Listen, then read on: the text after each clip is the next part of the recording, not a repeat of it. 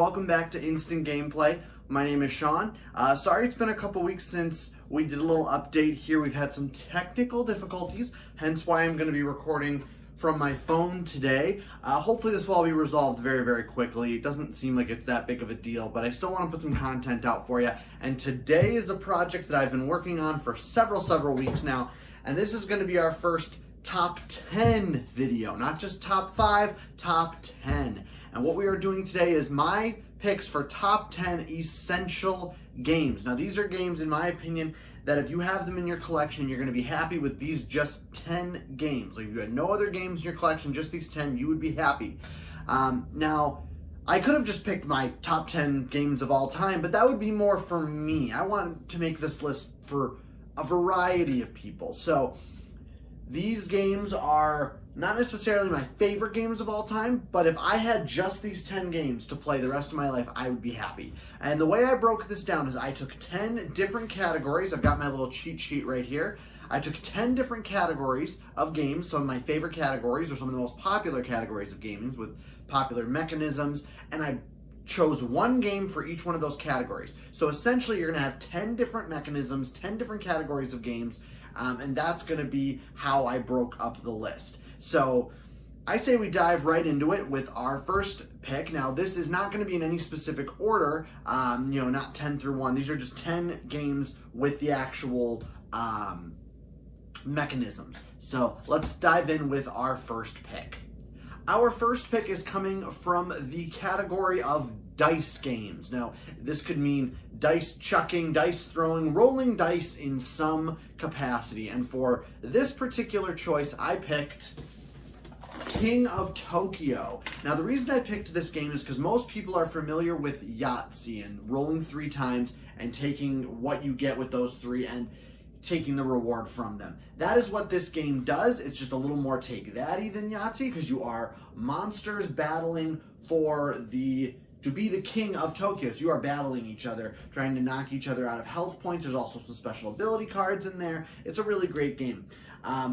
This did make my top 50 of all time, so if you watch that, you know that I already do like this game. And there are many other dice games I could have picked. I could have picked something with dice placement, but I felt like that was a separate mechanism. I could have picked something with dice movement, but again, that's a different mechanism in my eyes. This is just rolling dice. But basically in this game, you are a monster, you get 3 rolls on each turn, and based on the dice that you get, or the results of the dice you get, that is what you can do on a turn. So you can attack other monsters, build up energy so you can buy special abilities, and you can also just get victory points. And the game is going to end in one of 2 scenarios. Either the first person to get, I believe it is 20 victory points, or 10, 15 victory points.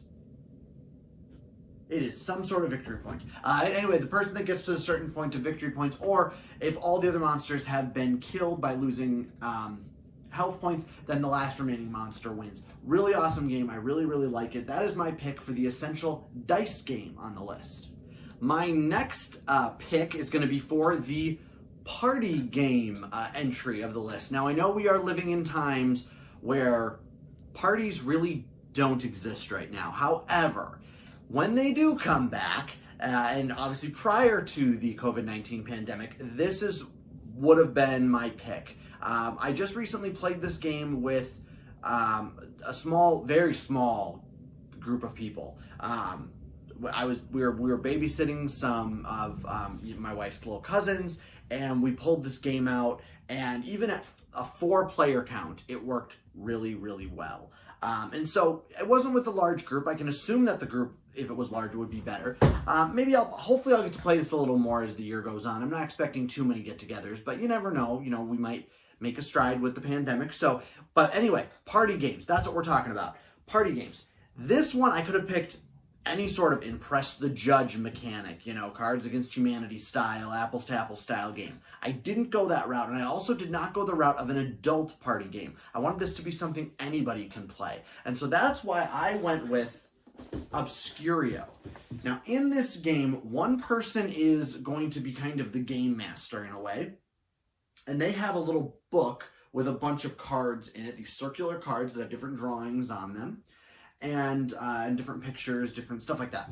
And among the rest of the group, they have to get through 6 doors, and each door, to get through the door, they have to basically pick the right card out of 6 cards on the table that the game master has decided is the correct answer, and we do it randomly. But basically, the game master flips over one card. They know that's the card they have to decipher. They then fill in the rest of the blanks with 5 other cards. Then they draw 2 more cards, and on those 2 cards, they have 2 little pointer tokens, and they have to use those and point to different aspects on those 2 cards that give hints to the 1 card on the table out of the 6 possibilities. Now, unfortunately, someone in the group, and the game master knows who it is, someone in the group is a traitor, and they're trying to not go through the doors. And so that person is trying to not find the correct answer, while the rest of the group is trying to find the correct answer. So it works. It's a very, very, very great game. If you've played Mysterium, similar, different kind of feel, but it's that plus a traitor mechanic. Very awesome game. I love this game. I just played it for the first time about a month ago, and it was awesome, and I will definitely be playing this again. Like I said, this year might not get as much play as I would like it to. However, it is definitely my pick for the party section of the list. The next entry in the list is going to be for card drafting, and what this means is that you have cards in your hand, you take one, place it in front of you, you get to keep that card, but the rest of the cards you have to pass to your neighbor, and then your other neighbor passes you some cards, and you do the same thing. So everybody sees all the cards, and everybody knows what you could possibly get, but by the end, you're picking cards to benefit you, but maybe also to block other people. And the one that I picked for this one, I could have picked something very simple like Sushi Go. Very good game, very good entry-level game, but I wanted something a little bit heavier, so I went with the classic 7 Wonders. Now, they just reprinted this, so you should be able to get this game very, very easily. I think I saw it at Target, of all places. But basically, in this game, you are basically building a civilization, basically. And what you're doing is drafting cards, and those cards could have multiple things on them. They could have locations for your civilization. They could have military value. They could have science value. So there's different things within your civilization that those cards could be, and a bunch of different ways to earn points in those different categories. So military, science, there's different ways to earn those points. So you're looking at the cards and you're deciding, I want to take this military, or I want to take this science, or I want to take this particular building. And as you take those cards, you're building this civilization in front of you. And what you're trying to do is basically build your wonders. As in the game, you have some wonders. If you build those, you get bonus points, stuff like that. Really, really awesome game. It doesn't take too long to play. There is a 2-player variant in here. However, I think it plays best 3 and up. The 2-player variant's okay. It's not wonderful, but it's okay. I'll play it. I mean, I've played it. I like it. But I definitely prefer this with at least 3. 3 to 4 is probably where it plays best, but it's a wonderful, wonderful game. It's won a bunch of awards, as I think you can see on the box, all these down here. But it's great. So that as the game progresses and the civilizations get better, you can look at your neighbors and realize, oh, this guy's going for this person's going for that, this people has these buildings, which provides these resources, which he needs to get this, which I have in my hand, so I'm going to take that so he can't get it, that kind of thing. So it's a big, thinky puzzle card drafter. I'm not really doing it justice, but it's a really, really great game, and if I had to pick one card drafting game for my collection, this would be it, and that is 7 Wonders, the card drafting entry on the top 10 essential games. The next entry is going to be Deduction. And now Deduction games, the one I picked, full disclosure, I had a hard time picking one for this. I really wanted to pick something like Fury of Dracula, but my fear is that it's just too heavy and takes too long, and if you only have 10 games, it's just not going to get played. So I wanted to pick something a little bit lighter. Now this also could technically be considered a party game. I mean, you do need at least 5 people to play it, so this year probably isn't the best time to play this. However, the deduction part, I think, is the best. It is the best deduction game out there, in my opinion. So that's why I went with this. I think the amount of deduction that goes in and how good the deduction part of the game is outweighs the fact that you need a larger group. And to be honest, I think if you know games, you know what it is already. But that is Deception, Murder in Hong Kong. Now, like I said, you need at least 5 players for this one. But if you can get a group, it's wonderful. But in this game, one person is going to take on the role, very similar to Obscurio, a little bit. One person takes on the role of the forensic scientist, and they know the solution to this murder. Kind of like Clue-esque, right? They know who of the other players at the table, they know who is the killer, they know what weapon was used, and they know the piece of evidence that was left behind. All the other players at the table, and it's all randomly decided, one of them is the murderer, and one person can be the accomplice. There's also some other roles with, like, I think expansions. I don't have those, but with the accomplice and the murderer. Accomplice and murderer know who each other are, and the murderer knows pretty much everything, but the forensic scientist knows everything, so they absolutely know everything. Every player, including the murderer and the accomplice, have 10 cards, I think it's 10 cards in front of them. 5 cards that are like weapons or objects, basically like how the murder was committed, and then a line of cards that are evidence that was left behind. So it could be something completely unrelated, but it's fun to see the stories unravel with that. But basically, at the start of the game, the forensic scientist has everybody close their eyes, the murderer wakes up and picks one from each row, and that's the solution.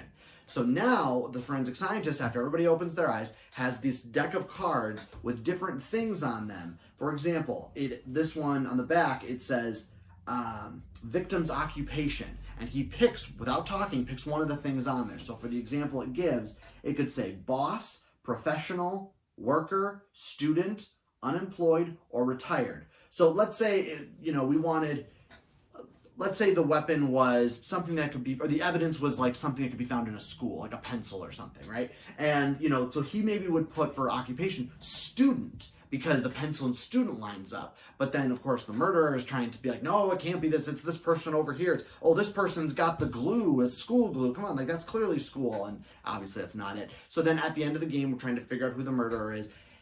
Awesome, awesome, awesome little party/deduction game. But again, the deduction part of this game outweighs the need to make it a party game, even though it is technically a party game. I really hope to be playing this one soon. I've only played it a couple times, but I do hope to play it soon. I have played as both the forensic scientist and I've played as one of the other individuals. I've never played as the actual murderer, though, believe it or not. I always end up being one of the other people, but I was the accomplice once. That was very fun. That was very fun. But anyway, the game is awesome. It's very thinky, a lot of social. It's social deduction, so you're working with each other. It's great. I absolutely love it. And if you're looking for a good deduction game, this is what you're going to look for. If you have a large family, this works. It says ages 14 and up. I think that's just because of theming. The mechanics-wise isn't hard. So you take that with a grain of salt and use your judgment for younger players. But theming-wise, yes, it's a little heavy and it's gory and it's got, blood and all that. But it's still amazing. So it's awesome. It is definitely going to be a great entry for this list, and that is the deduction entry of the list, Deception, Murder in Hong Kong. The next game on the list is going to be my entry for tile placement or tile laying. Now, these are games where you have a stack of tiles, and it could be a couple of things. You could be building the board as you go. You could be building a little tableau in front of you. You could be layering things already on the board, but you're laying tiles in some capacity, and those tiles benefit you or other players in the game. And I wanted to pick something that wasn't so overly heavy, and the most common answer to this one is probably Carcassonne, and it's still available. You can get Carcassonne. It's a great game. I love Carcassonne. However, I wanted to pick something a little more, I don't want to say obscure, but something a little more, a little different than Carcassonne, just to give you guys something else to work with. Carcassonne's a fantastic game. I absolutely love it, and it would also fit this particular spot in the list. But again, I wanted to pick something a little different just so you could see some new material or some new content here. So the one I went with for tile laying is Lanterns. Very, very little game. Doesn't take very long to play, maybe 30 minutes, not long at all. But basically, you are going to be laying these cards with different colored lanterns on them. So in each, it's broken up into 4 areas on the actual tile. So each side of the tile is a different color. And so what you're doing is you're laying them down, and you can lay any tile you want. They don't have to match. If they do, you just get bonus cards. But whatever color faces you, you're going to get that color. So if green is facing me, I'm going to get green. But if red is facing my opponent when I play it, they also get red. So you're going to get cards on every single turn, even turns that aren't your own. Now, that being said, on your turn, once you've saved up enough cards in the different colors, you can make what's called a dedication, where you basically turn in the different colors into points. And you do this by getting 1 of all 7 colors, 2 of 3 different colors, or 4 of 1 color. Now, obviously the points are going to be different depending on what's harder and what's not. And as if you're the first person to get one of those, it's going to be the most points. But if I get 7 of all of them, that's 9 points. But if the second player doesn't, they don't get 9 points, they get 8 points. So it's all strategic, trying to get to it first. Awesome little tile laying game. It's very easy to find. There is an expansion. Have not played with it yet. I hope to play with it at some point, but I've heard it's really, really great. And the nice thing is this is ages 8 and up. My daughter plays this, and we absolutely love it. It's a very small little game. We play it with my wife has played this with me and my daughter. It's just a nice little tile laying game, and it's a good filler game too. But the primary mechanic of this game is tile laying, and that is why I absolutely love it.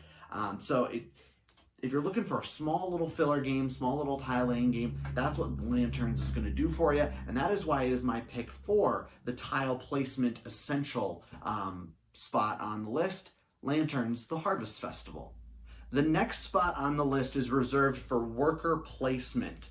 Now, this I had a hard time deciding because I love worker placement games and I have so many great options. Do I go with something like Lords of Waterdeep, really heavy on the theme, but really nice and easy and just placing a worker out there and getting stuff? Or do I go with something maybe like Champions of Midgard, right? A little bit heavier, but you're rolling dice with it, so it's adding some more mechanics, or do I go with something maybe like Shakespeare, right? Shakespeare's really cool. You can play it solo, you can play with other people, you're building sets, there's a lot of stuff going on, hiring people, paying people. But I had to really think of what I wanted to go with this. And basically what I did is I looked at the actual mechanic itself for worker placement. Placing a worker, taking the worker back, and getting whatever that spot is, whether it's a resource or another worker or food or whatever it is. And that is why I think this game does worker placement the best for how simple the game is. And that is why I went with Stone Age. Now this game, if you're watching it be played, might look a little more complex than it actually is. It's not. There's a little bit of math involved, but it's not really bad at all. There's formulas on the board. It's very, very easy to do that part. But basically, in this game, you are trying to build huts for your Stone Age family, right? Not that Stone Age family, but a Stone Age family. And to do this, you're going to place workers out on the board collecting different resources. So if I place it in the wood, I'm going to get some wood. But what's nice is I can put any number of workers pretty much on those different areas. So let's say I put 3 workers to get wood. I then take 3 dice, put them in a cup, roll them, and then consult a little formula to see how many pieces of wood I actually get. And that's what's awesome about this game. It's not just one worker, pull it, get a piece of wood. There's a little bit more involved. And that's why I really like this. Just a little bit more thinky of should I put 1 worker out or 2? Should I put all my workers out to block the other player from getting the resources they need? I might not need stone, or gold or brick, but maybe the other player really does, and I don't want them to get it. Or if they only have 1 worker available on there, they're gonna have a harder time getting it. There's also a part on the bottom of the board where you can get boats, and those boats allow for some set collection.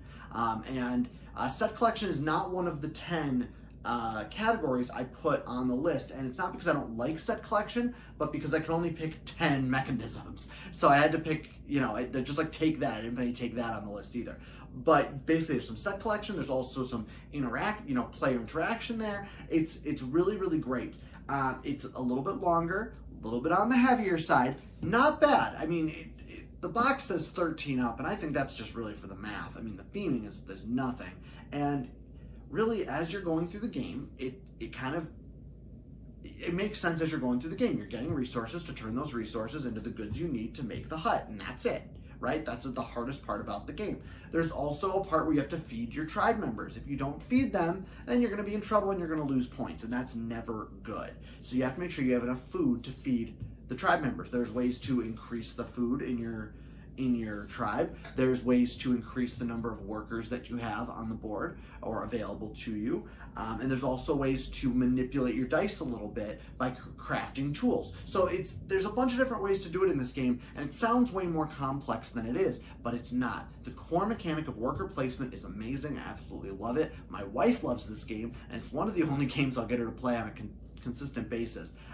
But yeah, and worker placement is one of my all-time favorite mechanics. And this one, if I had to pick one, I'd probably pick one that other people would be able to play too, and that's probably why I would pick Stone Age. So that is why it is my pick for this list, the worker placement section of the list, Stone Age.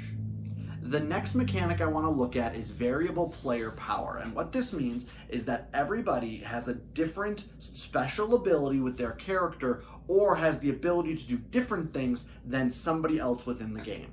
And I could have picked many different games for this one, but again, I wanted to do something that was A, readily available, and B, that was not overly complex. And the game that I picked has a ton of expansions. Marvel expansions are coming out this year, and I can't wait for some of those. Those are going to be awesome. But the one that I went for variable player power is Unmatched. And in this game, this is the horror version. There's also many other versions of the game. Pick the one you like the best. They all play basically the same, and you can mix and match. But this is the box I grabbed out of the closet. So basically, in this particular version, you're taking on the role of Dracula, Jekyll and Hyde, Invisible Man, or Sherlock Holmes. But in other versions, there's other characters. And so for example, you want to play as Robin Hood or Bigfoot, you can do that. You want to play as Bruce Lee, there's a Bruce Lee expansion, and there's some Marvel expansions coming out. I mean, there's some really awesome stuff in this game. Buffy the Vampire Slayer's been out, so there's awesome stuff. Anyway, each character, I should say, has their own specific set of rules on how they can do things within the game. So, they have their own deck of cards with different abilities. They have their own tokens on the board. Some players get sidekicks. Some players just get different items, So it all depends on the character. But the basis of the game is to walk around this little board and take out the other opponent by getting rid of all their health.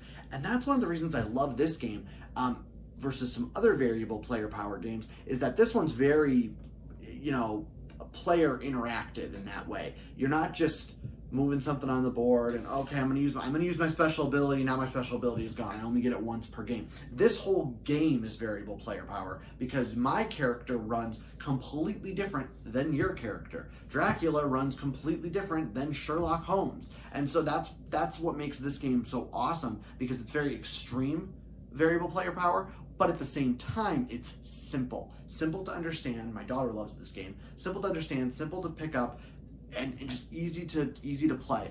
And so that's why I absolutely love this game. I don't want to go into too much detail about everything because I don't want to spoil anything with these characters. It's really cool to see how they all work. But it's an awesome game, and that is why it is my variable player power entry, Unmatched.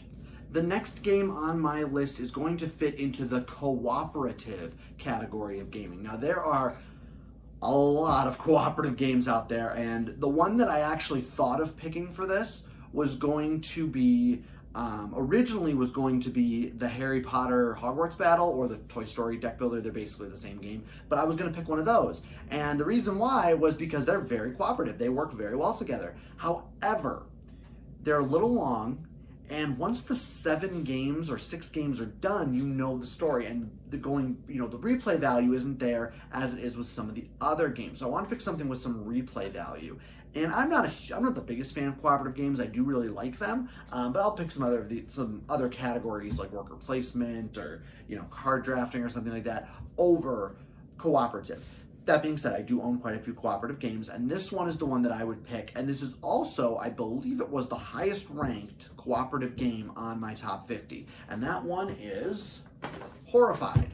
Now, I went with this one, and it's kind of predictable for me if you know me, because, I like horror and everything. But really, the game itself is awesome because it's simple. It's absolutely simple. On your turn, and what it is, you're going to be working together to defeat some of the universal monsters. So Dracula, the Mummy, the Invisible Man, the Wolf Man, Frankenstein, Bride of Frankenstein, Creature from the Black Lagoon.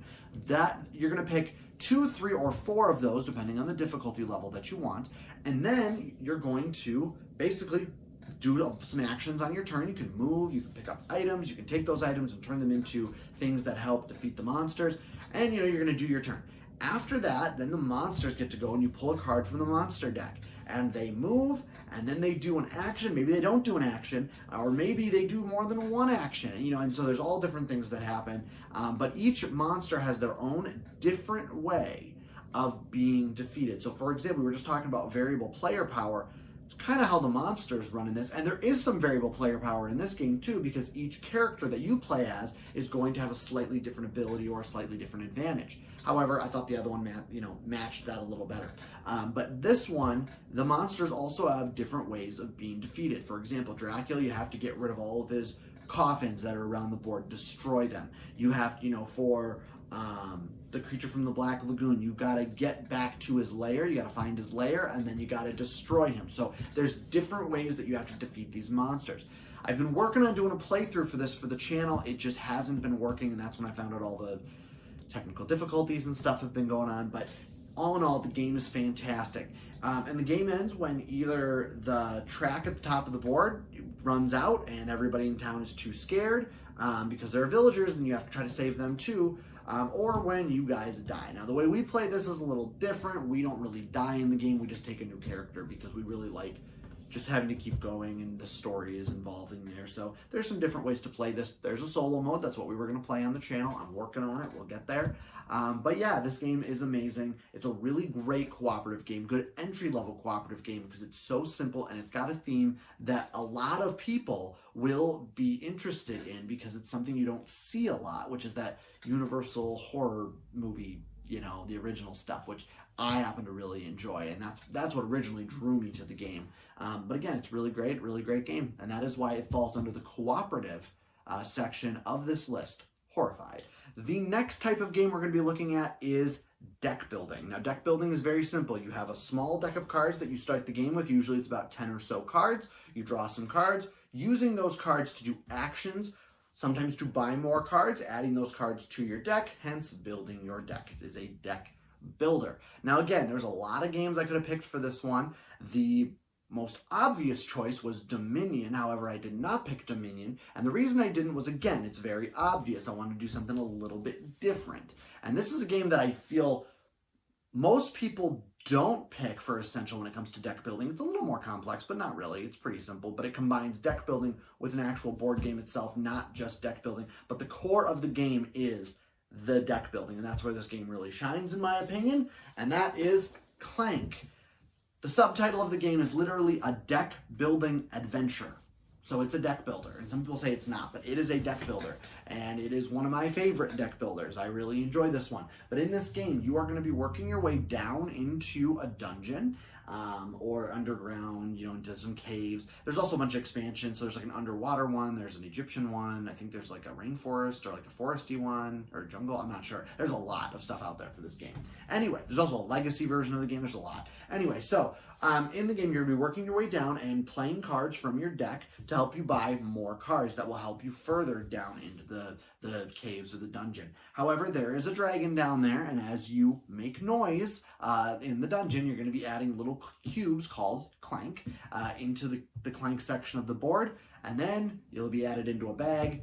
You're going to draw cubes out of the bag, and if your color gets drawn, you lose health, and if you lose all your health, you die.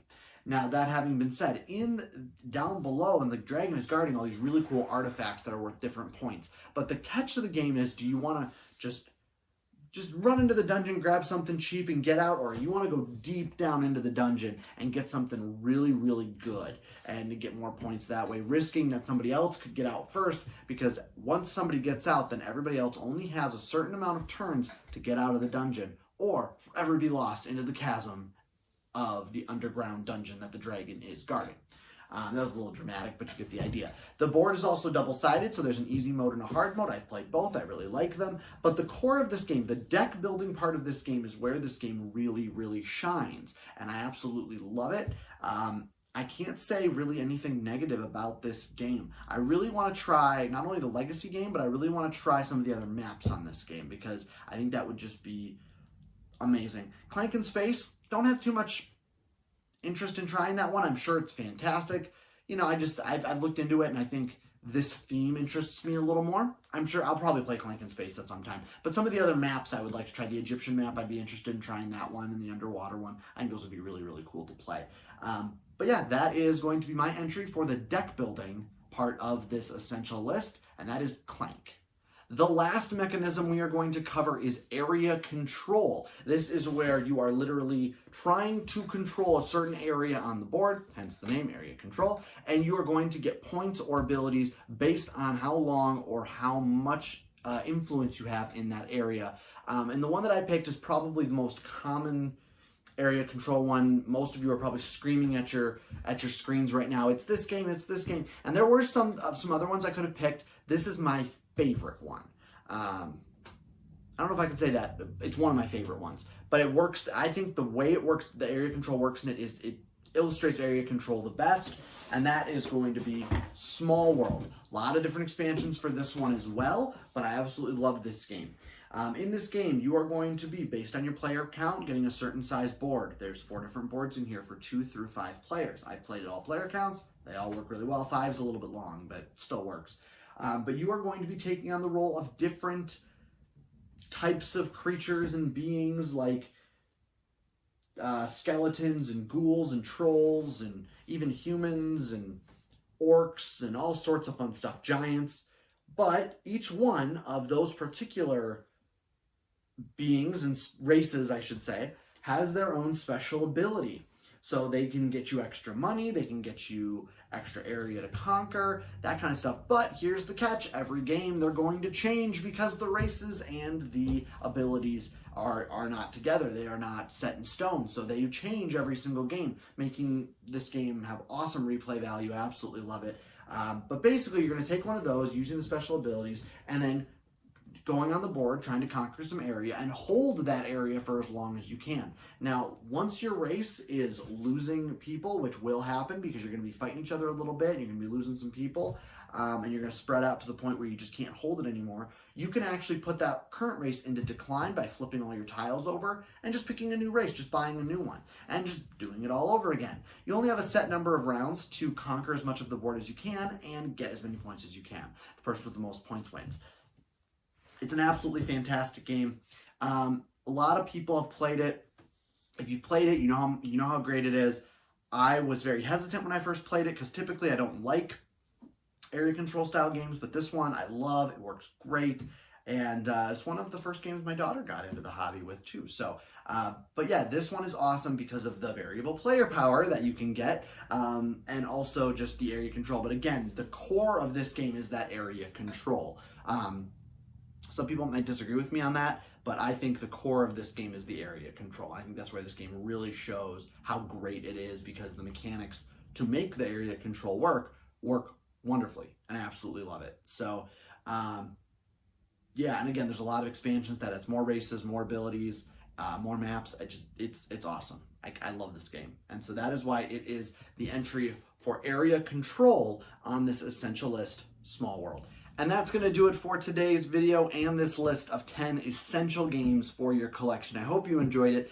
If you haven't done so already, hit that subscribe button, give this video a thumbs up because it lets me know you want to see more stuff. Also, ring the bell notification icon so you can be the first to know when more videos are uploaded right here on Instant Gameplay. I hope to get some more content up pretty soon and get this technical difficulties thing figured out. I apologize for the delay in videos, but we're going to get this figured out and there's going to be more stuff. Even if I have to record on my phone for a while, we're going to get you some content, I promise you. So, thank you guys so much for watching, and we'll see you next time.